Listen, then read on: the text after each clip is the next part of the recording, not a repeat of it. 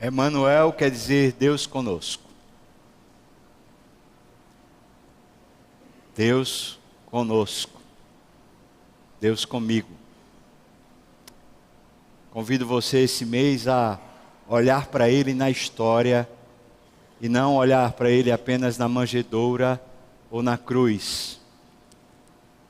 Ver que Deus visita a história humana faz tempo. Ele criou essa história. E Ele continua regendo essa história com a sua voz, a palavra de Deus. Vou pedir para você abrir sua Bíblia no Evangelho de João, capítulo 1. Nós vamos ler os primeiros 5 versículos do capítulo 1 de João. E depois a gente vai para Gênesis capítulo 1, ler os 2 primeiros versículos apenas. Evangelho de João, capítulo 1, do versículo 1 até o versículo 5.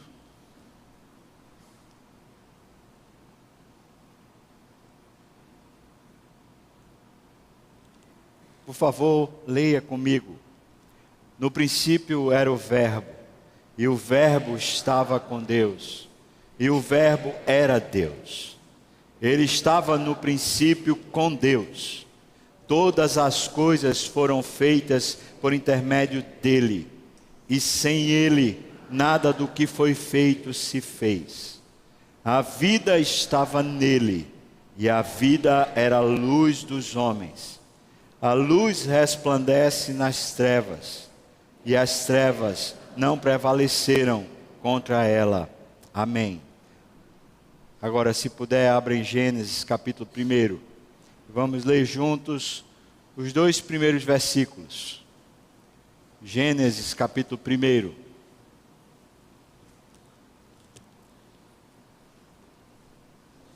Vamos ler juntos então, versículos 1 e 2. No princípio criou Deus os céus e a terra. A terra, porém, estava sem forma e vazia. Havia trevas sobre a face do abismo, e o Espírito de Deus pairava por sobre as águas. Amém e amém. Vamos orar, irmãos. Ó Deus, revela-te, eu te peço. Eu te peço, Senhor, encarecidamente. Eu tenho certeza, Senhor, que basta um vislumbre da Tua presença, apenas um toque Teu, uma menção Tua, Senhor, e nós seremos eternamente glorificados, transformados, abençoados. Por favor, Senhor, traga luz sobre as nossas trevas. Por favor, Senhor, faça-nos reconhecer a Tua grandeza e nos curvarmos carinhosamente diante de Ti, Pai. Nós Te amamos, ainda que o nosso amor seja tão frágil. Nós Te pedimos isso no nome de Jesus. Amém e amém. É difícil falar sobre o Emanuel quando a gente não tem muito claramente os olhos abertos para perceber Deus. Os nossos olhos talvez estejam embaçados e talvez estejam mesmo cegos para conseguirmos olhar para Deus. A coisa mais extraordinária que pode acontecer na vida de um ser humano é ele contemplar o Senhor. É tão inebriante, é tão forte, que quando uma pessoa assim o faz, nunca mais a pessoa deixará aquele lugar. O lugar da presença, o lugar onde ele encontra Deus. Moisés foi assim. Moisés sabia sobre Deus. Ele foi criado numa história da revelação de Deus. A mãe de Moisés conhecia muito bem quem era o Deus dos seus pais. Moisés foi, portanto, na sua cultura familiar, ele foi inserido nessa história de Deus. Mas ele precisou passar 40 anos num deserto. que não era apenas um deserto real, físico, mas era também um deserto da alma. Havia uma falência nos méritos de Moisés, que também tinha sido criado pela filha de Faraó, e portanto tinha sido criado também com riquezas, poderes e belezas desse mundo, as maiores daquela época. E Moisés precisava de um tempo que eu vou chamar de isolamento existencial. Não se tratava apenas de ele estar num ambiente e numa profissão que aos seus próprios olhos era medíocre. Um homem com tanta potencialidade, com tanto cabedal, como é que ele vira de repente pastor de ovelhas num deserto seco e árido? É que a sua alma estava deserta, estava árida. A sua alma precisava ver Deus. E num dia, aparentemente despretensiosamente, o Senhor se revela para Moisés numa sarça que se queimava, mas não se consumia. Havia uma chama na sarça. E o lindo dessa história é que Moisés já estava talvez acostumado a ver aquelas sarças se queimarem. No deserto não era raro acontecer de repente isso, por causa do sol, por causa da secura. Mas de repente ele percebe que ela não se consome. E diz o texto que ele resolve chegar-se mais perto, para ver. Mas a sarça fala com ele. Era Deus querendo dizer para Moisés: eu sou o dono da tua história, Moisés. E a primeira coisa que Deus diz é: tira a sandália. Você não pode chegar a mim com os seus apetrechos. Tira a sandália. Tira a sandália dos pés. Mas ele não só se achega humildemente, sem sandálias, descalço. O texto diz que ele põe a mão. Porque ver o Senhor não é uma revelação da carne, é uma revelação do Espírito. Ele via, mas com as mãos nos olhos. Ele estava debruçado diante daquele que é o dono da história. E agora, debruçado diante daquele que é o dono da história, ele tem um sentido da sua vida revelado. A história faz sentido quando a gente olha para Deus. Quando Deus descortina a nossa alma e de repente Ele diz quem Ele é para nós. A minha oração para esse mês é que aqueles que já conhecem, conheçam um pouco mais. Mas aqueles que não conhecem, tenham a oportunidade durante esse mês, se Deus assim quiser, de terem os seus olhos descobertos. E eles possam pela primeira vez contemplar a maravilha do Senhor. É por isso, irmão, que é tão importante que você traga as pessoas para o culto, mas que você, sobretudo, anuncie o Evangelho. Ensine ao mundo a maravilha de ter o Senhor. De propósito, eu quero começar essa série olhando para Gênesis capítulo 1 e olhando para João capítulo 1. Porque se a gente não olhar a história de todos nós, a história da humanidade, a história de cada um, a história singular, a meta-história, se a gente não olha a história da humanidade pelo viés bíblico e a partir da revelação de Deus na história, a gente tem uma história meramente humana e cheia de ideologias que nos fazem nos perdermos. E ao nos perdermos, nós simplesmente estamos como quem não consegue encontrar significado para si mesmo.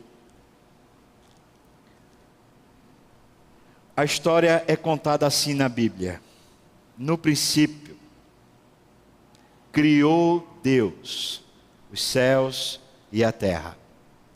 Os exegetas falam o seguinte, que Deus começa se revelando a si mesmo para a história, se chamando de Elohim. Elohim é uma expressão plural para Deus. E Elohim só pode ser usado para a pessoa do Deus, o Deus dos judeus. Nenhuma outra entidade consegue personificar a expressão Elohim. Elohim traz uma ideia de senhorio. Mas a principal ideia de Elohim é de redenção, é de salvação. Por isso, no princípio, na Gênesis, no começo da história, esse Deus que redime já começa a gerenciá-la e a formá-la. O Deus que redime. Mas logo, logo, já em Gênesis 2, você vai encontrar a palavra Yahvé, Javé, Jeová. É muito difícil pronunciar esse nome. Na verdade, não se pronuncia. Há equívoco ao se pronunciar. A palavra do jeito que está em hebraico, ela só pode ser pronunciada pela respiração. A tradição rabínica diz que o nome de Deus que foi revelado a Moisés, e por isso Moisés o usa, esse nome de Deus se trata simplesmente do ar que respiramos. A palavra Espírito tem essa construção do ar que respiramos em hebraico. Por isso, toda vez que você puxa o fôlego, eu vou pedir, se você puder, dê uma inspirada. Ouviu o barulho da sua própria respiração? Isso é o nome de Deus. Agora solte. Ouviu o barulho? Esse é o nome de Deus. Por isso, a primeira coisa que o ser humano faz quando nasce é orar. Ele respira. Ele puxa Deus para dentro dele. E por isso, a última coisa que o ser humano faz na terra é orar. É entregar o seu espírito a Deus que o deu. Esse Jeová, Yahvé, esse Deus da nossa respiração, esse Deus que é orado por todos os seres humanos, conquanto não haja nenhuma consciência da sua presença na terra. É o Deus que se revela do começo como Deus Salvador, mas que no decurso da história vai se revelando como o Senhor, que se apropriou de tudo, porque tudo desde sempre foi dele. E isso é maravilhoso demais para quem é cristão, e é trágico demais para quem não é cristão. Isso quer dizer que todos os demais seres da terra, todos os homens da terra e mulheres e crianças e idosos, que não conhecem a história da redenção revelada no Yahvé, no senhorio de Deus, todos eles vivem a vida debaixo de uma treva, de uma ausência completa de significado que a Bíblia traduz como luz, porque não há uma revelação de por que ele existe, por que ele nasceu e por que ele morre. Não há uma revelação aos olhos, não há uma revelação ao espírito. É apenas uma pessoa sobrevivendo, passando pela terra, buscando significado nos prazeres, buscando significado nas próprias virtudes, buscando algum significado na sua existência, mas vai vivendo os dias e passando, como revela Eclesiastes, correndo atrás do vento. E essa expressão de Eclesiastes é maravilhosa, porque a palavra vento é esse espírito, e portanto a pessoa passa todos os dias correndo atrás do espírito que ele tem quando respira, mas ele não sabe disso. História da criação começa com redenção, e mesmo antes que houvesse ambiência, planeta, houvesse plantas, animais, firmamento, antes de tudo isso e de todas as coisas, Deus já era redentor.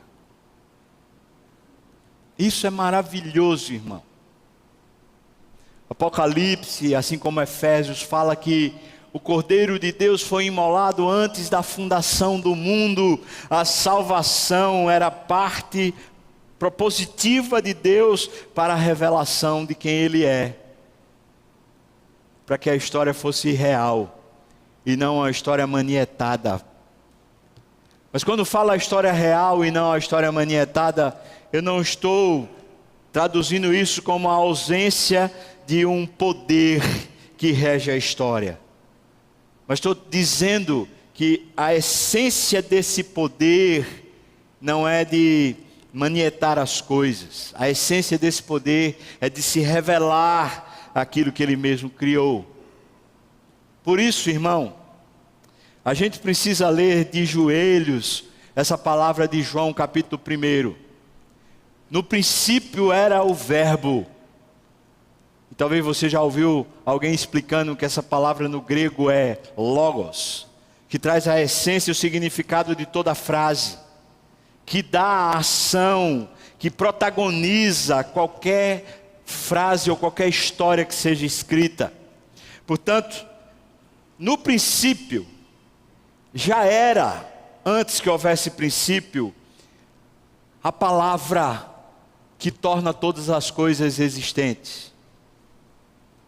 Ele estava no princípio, e sem Ele, sem o Logos, nada do que foi feito se fez. Isso é uma expressão linda de João, querendo dizer para nós que quem criou a história foi aquele que morreu na história. Quem criou os fatos da história, quem criou e articulou a existência, foi o Deus que foi e se matou na história, sendo morto por mãos da criação, para que Ele pudesse se revelar plenamente às suas criaturas. Isso é maravilhoso, porque a gente de repente se defronta no Evangelho de João com uma contemplação, não com um raciocínio, porque o raciocínio jamais vai conseguir acompanhar a inebriante história e os fatos que estão sendo revelados. Não é a história que pode ser concebida ou pode ser organizada mentalmente. É uma história que vem antes da história, portanto só pode ser conhecida por revelação. É a história de Deus, que se torna a história de homens. Não apenas porque Ele encarna, mas porque Ele se encarna também nos homens. É a história então da revelação da nossa vida. À medida em que a história de Deus que existia antes de tudo, chamada de eternidade, se torna a história também dos homens, com tempo e espaço, porque sem tempo e espaço nós que somos limitados, não conseguimos existir.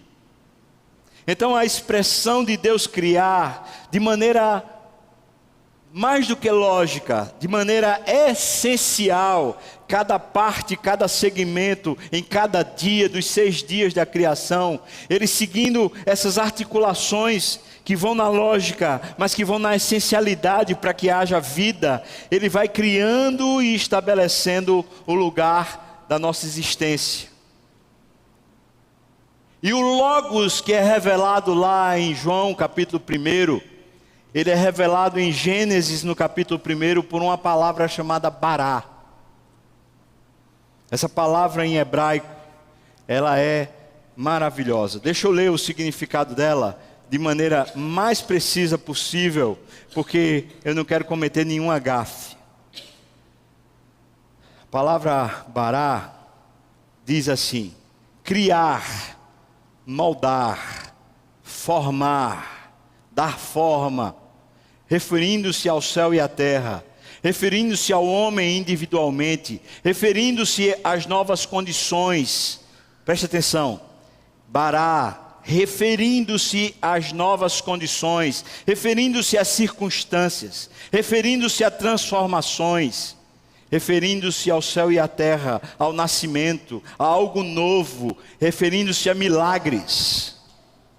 Bará traz um significado de que a história que foi criada em 6 dias, ela continua sendo regida pelo Logos, que cria, que não só cria as circunstâncias para que haja existência, haja humanidade, haja criação, mas também cria as circunstâncias que continuarão a revelar Deus para nós. Entende, irmão? A nossa história está cheia de circunstâncias. E se a gente contar a história da gente, desde o momento em que fomos concebidos até o dia de hoje, certamente nós a contaremos. O testemunho que temos são de histórias dentro da história maior. Aquelas histórias que mais nos marcaram. Os fatos, as circunstâncias que marcaram a nossa memória são aqueles que para nós têm maior relevância. Tem relevância porque de alguma maneira eles mexeram com a nossa percepção de mundo. Alguns vão dizer, nos amadureceram. Outros vão dizer, me tornaram o que sou.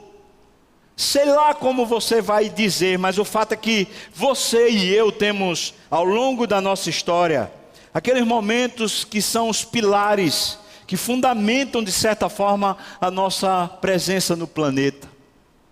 Dão significado a continuarmos aqui, ou tiram o significado de continuarmos aqui quando alguém quer matar-se. O fato é que cada um desses episódios, cada história dessa, que compõe a história toda, são circunstâncias que foram geridas, criadas por Bará, por Elohim e Yahvé, por Logos, por Deus, Criador dos céus e da terra. Acontece, irmão, que se você não encaixa a sua história, não apenas os fascículos dessa história que são para você mais relevantes, mas se você não encaixa a sua história como um todo, na história maior que é a história de Deus, as suas únicas explicações para a sua história serão as explicações que você tem dadas pelas outras pessoas ou pelas ideologias humanas. É isso que chamamos de cosmovisão. É quando a maneira pela qual interpretamos as partes da nossa história que vão formando o nosso raciocínio, essa maneira, essa hermenêutica da história, ou ela é formada a partir da história de Deus, e para formar a partir da história de Deus nós precisamos da revelação de quem é Deus, ou então ela é formada a partir do que os homens estão construindo e dizendo a nosso respeito. Então é possível que eu interprete, ou que você interprete, algum episódio lá atrás. Vamos supor, minha história pessoal, eu poderia contar como sendo assim, 4 momentos mais marcantes que de certa forma formaram a minha mente. Mas cada um desses momentos que para mim foram mais marcantes, eu poderia, de maneira assim, metafórica, chamá-las de algum tiro que Deus me deu, porque me abalaram profundamente, desestabilizaram meus fundamentos. Primeiro foi um tiro de verdade aos 18 anos, quando levei um tiro. Depois, quando eu fui expulso do Instituto Bíblico. Depois, quando a gente namorava e Juliene acabou comigo porque eu traí ela. E depois, já no ministério, quando eu me senti traído. Se eu fosse juntar cada um desses momentos bem fortes e contundentes na minha história, e não tivesse a revelação do Deus que gere a história, que cria o Bará, que gera as circunstâncias, sem Deus, a única coisa que eu teria era lamentar pela incompreensão, lamentar pela violência, lamentar pelos governos desse mundo que não fazem o seu papel, Eu seria indignado contra qualquer sistema de governo. Afinal de contas, como é que se deixa um jovem de 18 anos, que não estava fazendo mal a ninguém, levar um tiro e quase morre? E eu fui levado para o Hospital da Restauração, onde fizeram uma cirurgia lá em mim, e não perceberam o mal que a bala tinha me afetado, e por isso eu fui para uma outra sala de cirurgia no hospital particular, e lá eu tive morte clínica, por causa da incapacidade humana no Hospital da Restauração. E não estou falando de nenhum médico que trabalha lá, porque eu nem sei que foi que me operou. Eu teria muito como criticar a história, ser amargo e azedo. Afinal de contas, que incompetência! Afinal de contas, como pode essa violência exacerbada na história, no momento que eu vivo? Se eu quiser fazer uma caminhada aqui, saindo 8 horas da noite de casa, se eu quiser fazer Cooper, se eu quiser de alguma maneira aproveitar a cidade na qual eu vivo, seja qual for o horário, eu tenho medo de assaltantes, eu tenho medo da violência.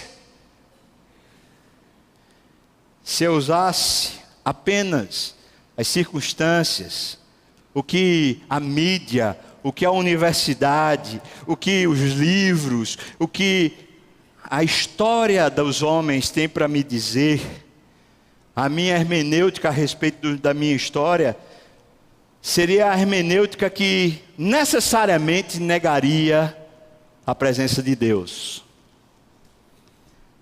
Porque eu não conseguiria ver Deus, só seria os homens. E sendo só os homens, eu tenho que achar culpados, e tenho que achar justificativas. E achando culpados e justificativas, eu sou amargo.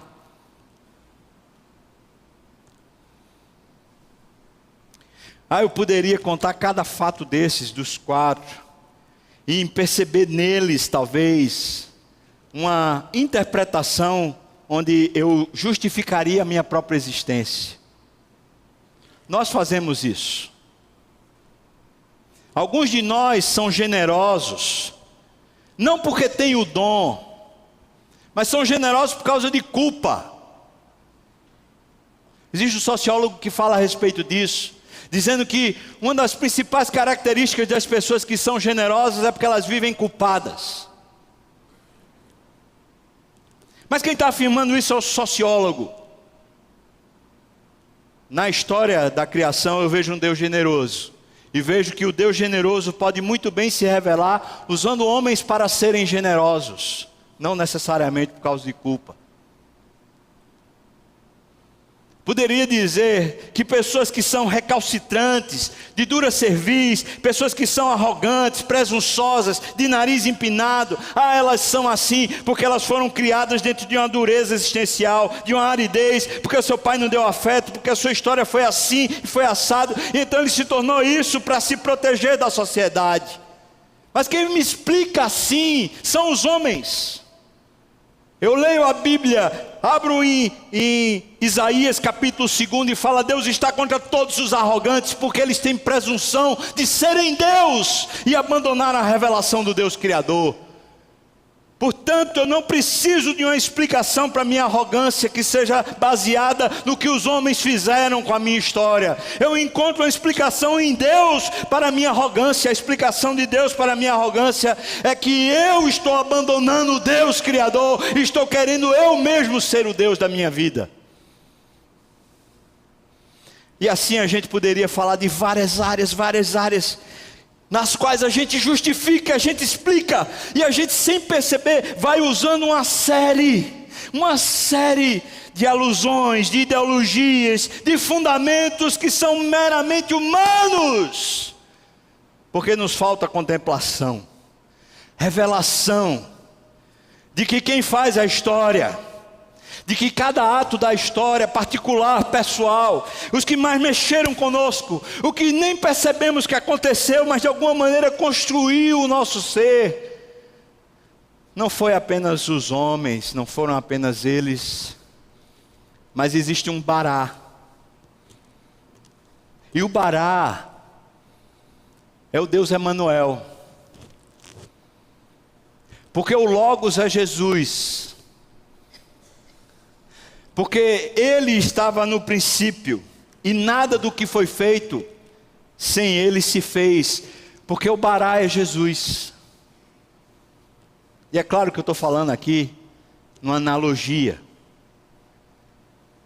Mas Jesus é o Verbo de Deus encarnado.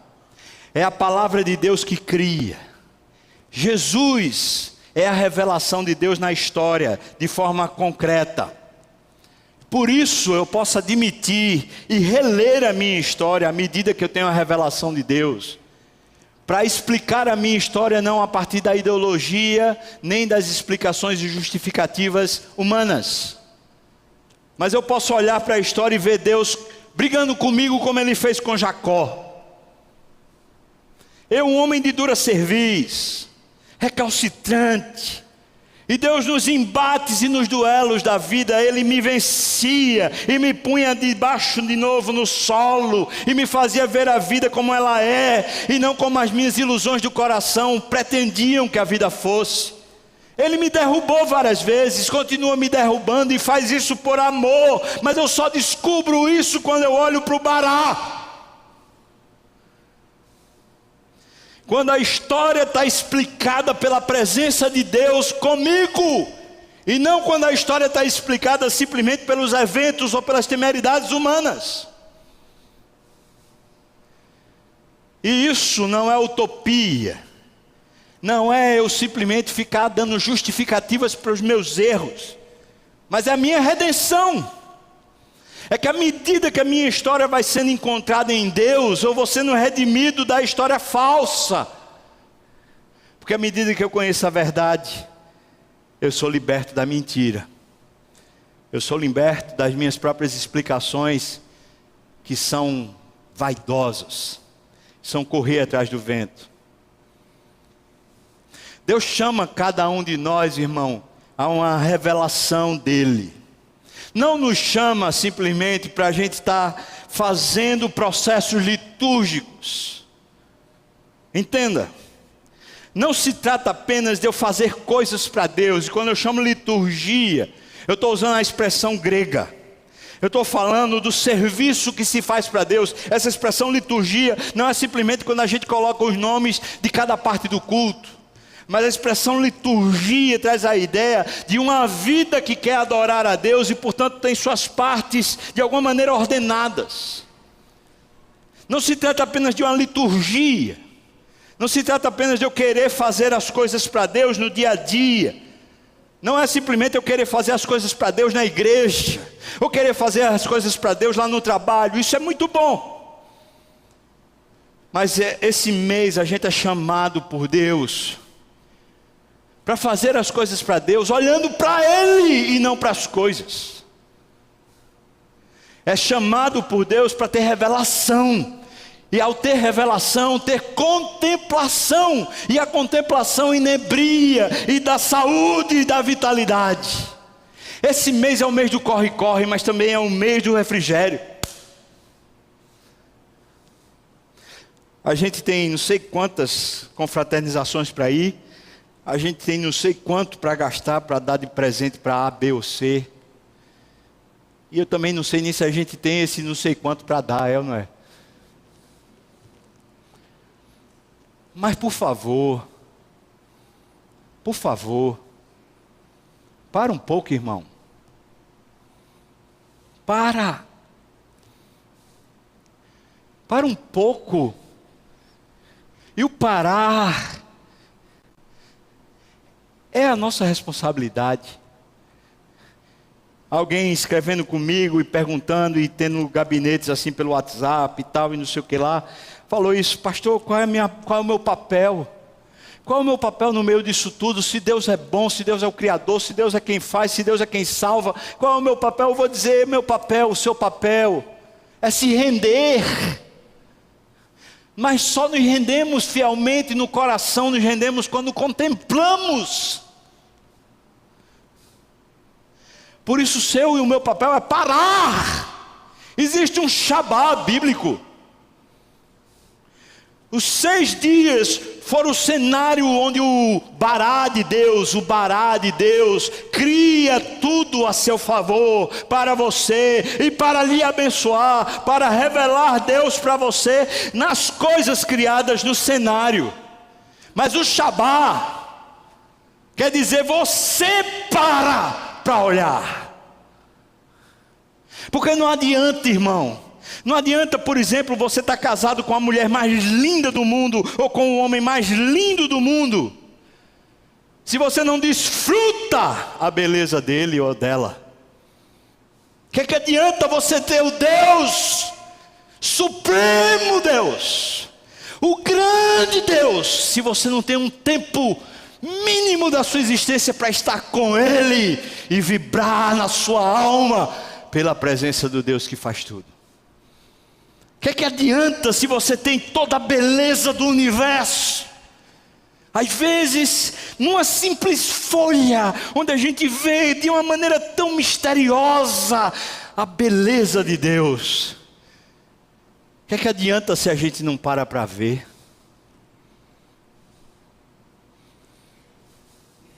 Revelação, ela é a conjunção do Espírito de Deus junto com a palavra de Deus.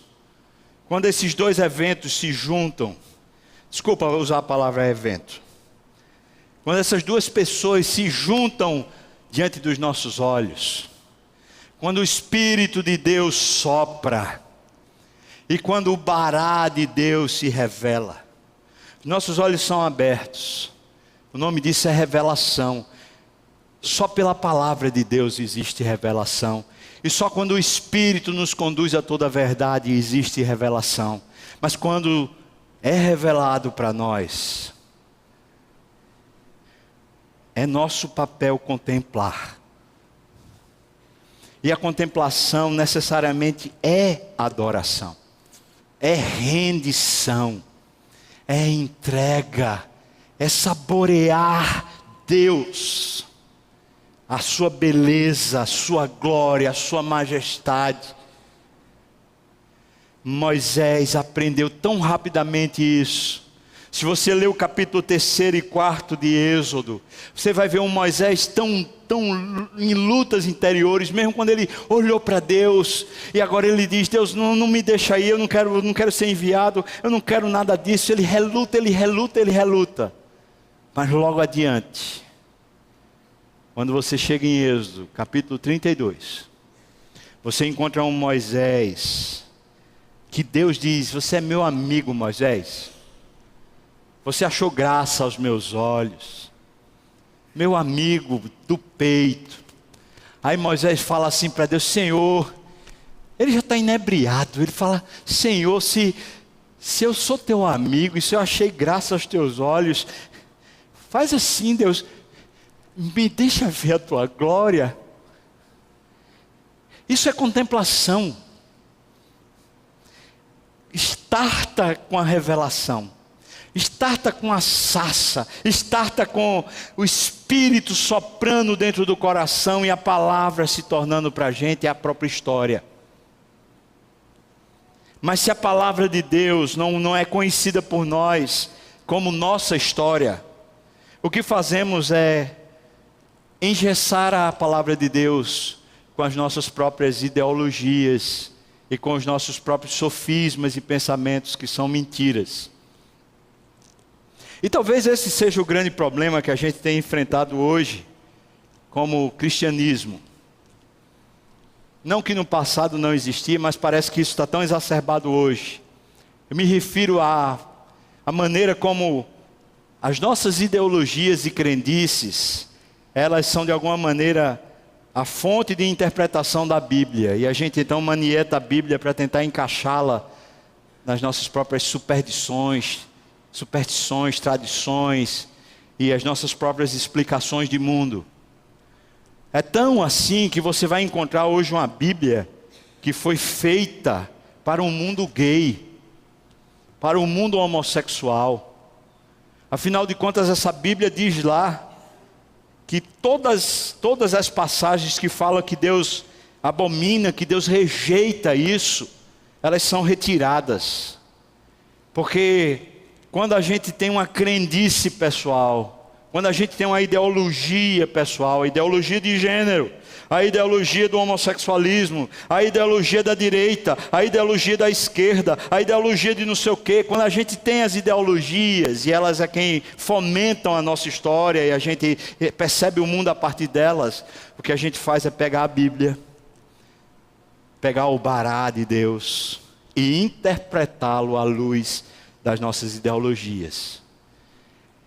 É o fruto da nossa blasfêmia, e toda blasfêmia é contra Deus na sua essencialidade.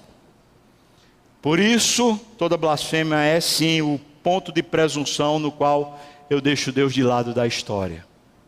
E aí explico a minha história a partir dos meus próprios méritos.